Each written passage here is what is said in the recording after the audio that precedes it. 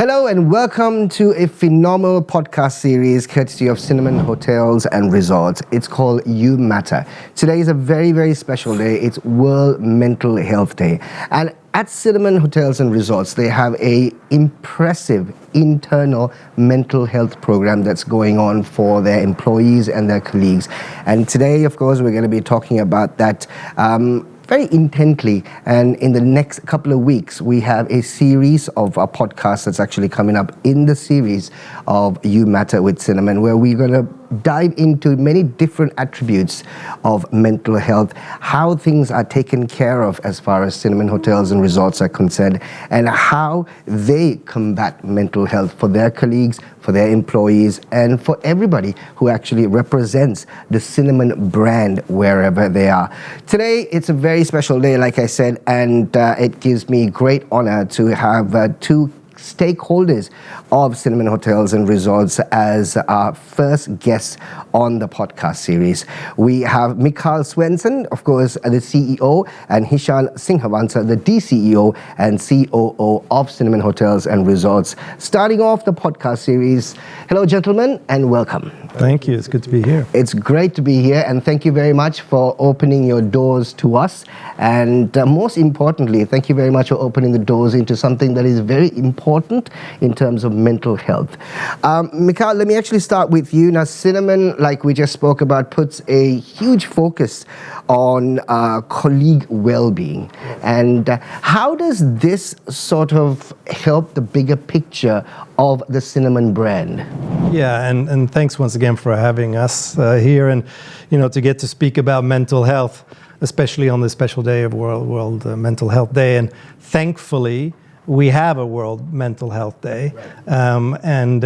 Our objective, certainly my personal objective, would be that every day is a World Mental Health Day, but for good reasons. Right. But for us, we just looking at our vision as a whole, being to bring the best of Sri Lanka to the world with style and elegance, that in itself starts with people, right? There's no product you're bringing, there's no quality you're bringing people and the authenticity of people. So when we were looking at this and discussing how do we approach well-being and how do we approach mental health, it was obvious that our first value, we have 7 values that we put on the whiteboard when we were doing our values, was well-being. And then, of course, the discussion about how do we reach out to our colleagues to make sure that we take away the stigma that is mental well-being. Right. Because there are cultural aspects to that mental health being not spoken about, or society issues, and certainly workforce and workplace issues. So for me, I was intent on ensuring that the workplace where people spend most of their days doesn't contribute, or contributes as little as possible, certainly positively, towards mental well-being. So the approach that we took was that we want to have a very open mind and an open door policy, an open atmosphere, and saying that mental health is okay. It's okay if you're anxious. It's okay if you're feeling stressed or depressed or whatever else is happening, because it would be crazy in the world that we live in if we didn't.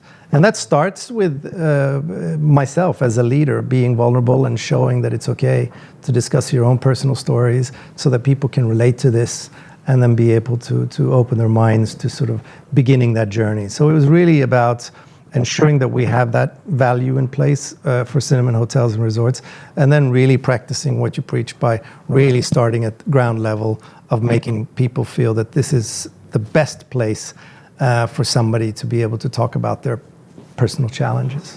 Mikael, you actually touched on a very, very important point there, stigma. Hishan, if I'm to basically speak to you about stigma, I mean, in Sri Lanka, many years ago, I suppose it still happens now, right? You can't openly go out to somebody and say, listen, you are having or you are suffering from mental health, because it obviously gives a different connotation. Now, like Mikael said, you obviously have an open door policy. It's easier said than done, but how have you actually created that open environment to get people more relaxed and shy away and get them away from the stigma that's there? Yeah, so like Mikael said, when we started this journey around well-being, we were aware of this. We were aware of the stigma around talking about mental health, and also there's a kind of connotation around weakness if you talk about mental health. So when we started this journey, we were also very apprehensive. How do you kind of take it to the masses in our organization and make it more open in terms of dialogue? So what we did, I think one of the first steps that we did was, like Mikael said, was we need to show as leaders that we are part of this. We are not just doing lip service. We are also going through this. And then one of the first programs that we ran, as a leadership team also, we participated. Right. So we actually have a program called Anagram, which we participate in. Okay. We have sessions, and we have the same sessions as everybody else that goes through this. So and that was key to kind of driving that message. Second thing is, I think we need to kind of learn and then brand it, because when we, like the brand Anagram, we didn't call it mental health, we call it Anagram, we call it You Matter. And we started small. We started small, talking to people, getting their feedback, understanding what works, what doesn't. And also we didn't want to force it, saying, now this you need to do. We need to kind of start small, get feedback, fine-tune our programs, make it easy and accessible. And that kind of helped us. Third element is, I think, from a language perspective as well, when you go all of our resorts across Sri Lanka, that also we have to kind of fine-tune it in terms of how does that translate into Sinhala language. Right. So those are the little things that we kind of took care of to make it permeate through the organization. And to our surprise, initial reaction has been very good. That's exactly what I wanted to find out. How did they actually take this upon when this came about? Because this could be alien to them at the first instance. So, I mean, when we first ran at corporate, the kind of reaction and take-up was very good. And even to the day, we have regular sessions. And this year, we took it to the resorts. Right. And we were apprehensive about the resorts. And we partnered with the right people. And the initial reaction had been very, very good. And I think also from there, we sort of ran these programs with the intention of being able to be there and facilitate further help, should they need it. And it's amazing to see how many people have come. And not to say that, everybody needs obviously support, but and you don't want to see that there is huge amounts of mental health issues in your organization, but the people felt, open enough and honest enough. And prioritizing themselves, which is what one of our guiding principles is: prioritize yourself, and make that the most important point. And also be, having an environment where this exists. If we go out to our barista here in the lobby entrance area, there's little cards about how you're feeling today and how you do. So it's always interactive. It's always around you, right? And that it has to be that when you're talking about something that has stigma. Yeah. Or something that you want people to feel comfortable about. And it's almost like you would say, I said an open door. It's like open mind, really, is really what we're looking at trying to create here. And it's been really wonderful to see how everybody's opened up and created a better environment. The thing is, especially Cinnamon Hotels and Resorts, you are actually, living in a very fast-paced industry of tourism. You basically have human interaction on a daily basis, if not on a minute-by-minute basis. In terms of leadership, where you sit, how important is it for you to keep that in check, especially in an industry like this? Because it's very easy to get overwhelmed, and it's very easy to basically also at the same time be under pressure because you hear voices from so many different people at the same time. How is it important for you as the leadership level to keep them in check? I appreciate you asked that question, because tourism and hospitality is a very complex industry, as is many. Right. But we touch on so many industries under one roof. That's right. And so when it comes to people's mental well-being, you're talking about social issues because you're dealing with guests. You're talking about maybe silo issues where you have jobs that don't demand a lot of interaction. analytics and so forth. And then you have a lot of physical work that requires a lot of mental strain, whatever you may be doing. So you really do need to keep it in check, because you're dealing with people that are faced with different mental challenges, right. Whether it be social, whether it be physical, or whether it be silo depressions. And so that's why we were very, very adamant about ensuring that we have You Matter as a sort of umbrella program for us, but that we invested in third-party companies to develop this program, Anagram, which is our program, but we've used third-party people who work, psychologists and psychiatrists who know this. Right. This is their core business. So we're not trying to create something to support something which is not our foundation. We've reached out to specialists to ensure that the foundation, because you have to be very careful when you step into this and you're giving support, and because you really are dealing with people's minds and feelings. So we took this very seriously, and now we feel that we've been educated. I certainly, as the CEO, have been educated and can talk in a way and express myself in a way that is true to what the representation of mental health is really about. It's interesting that you actually brought that up in terms of dealing with individuals and how careful you need to be to actually step into the right frame of mind. Hishan, if I may turn to you, and basically on what Mikael said, how were the initial stages for you to actually create this? Like I said, it could have been overwhelming, because this is not something small. You're playing with people's minds. You need to get into people's minds, and you need to just look at the fact that how can you relax people's minds, because your end goal is productivity. They have to feel at home even though they are not at home. So your end goal really is productivity. So how did it start? End goal is customers getting served with quality, and we feel. Our emphasis is on people. We are a people industry, and if we have happy and motivated colleagues servicing it, most of our battles are won. So that was the kind of emphasis for us. Okay, how do we get our colleagues to an optimum level of performance, not only physically, facilities-wise, but also mentally. So that was the kind of starting point for us of how we enable it.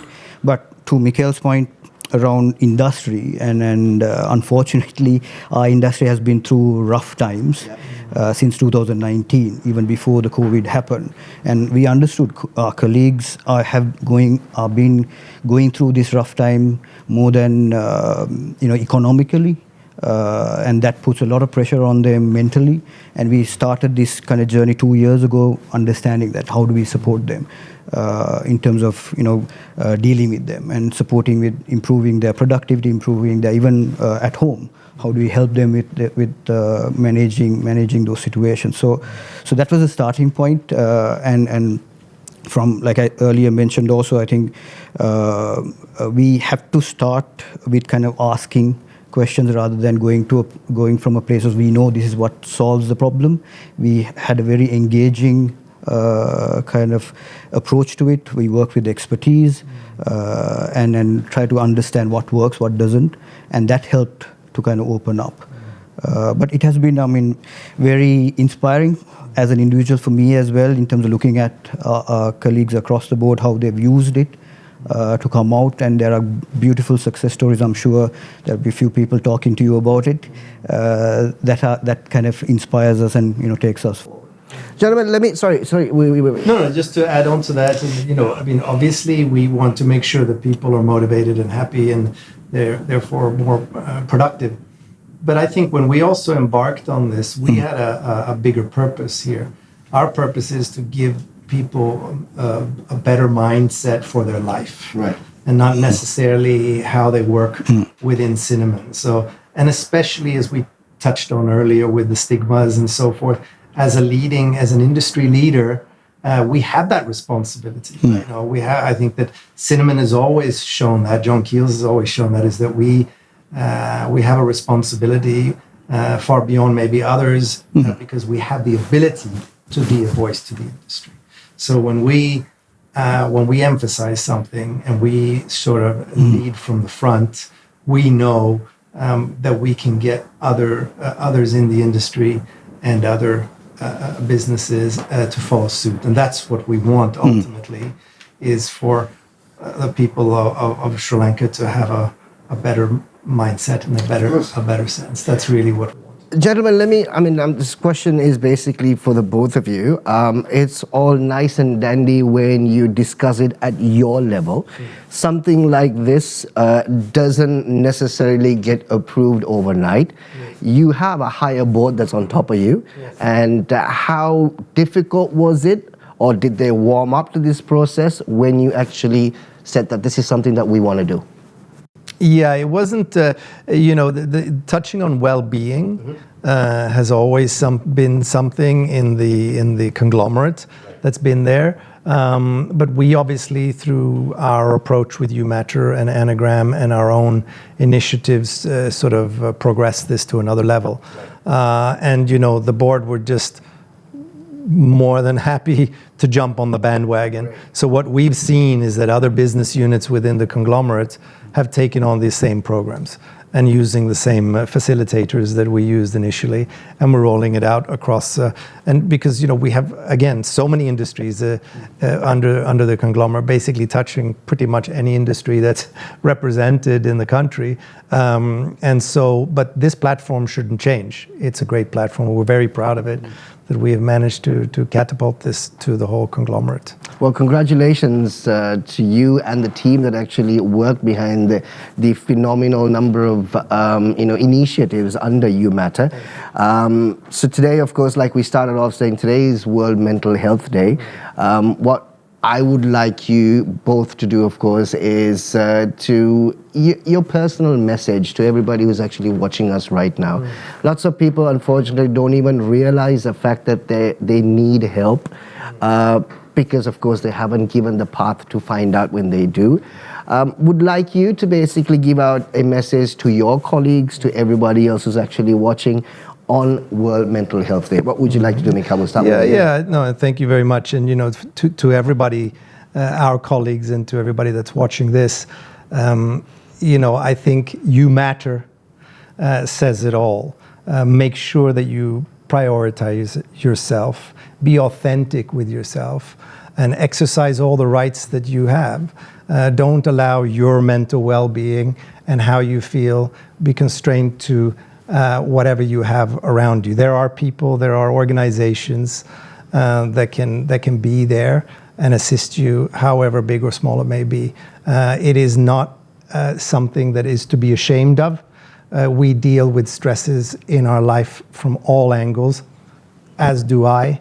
So the best way to move forward is to own up to those and to take it head on and have a positive mindset about dealing with whatever stresses you may have, because a positive mindset gives you a positive life. So please take that on board and let this World Mental Health Day be a start to that if you're feeling those struggles. Mikael, thank you. Hishan? Yeah, so adding on to what Mikael said, one little thing from my side is ask for help. Asking for help is a show of strength rather than weakness. That's the message I would like to say. And I've learned through this process as well, there's nothing that is outside the boundaries of learning. So you explore, open the door a little bit, ask for help, and that'll get you into a better place.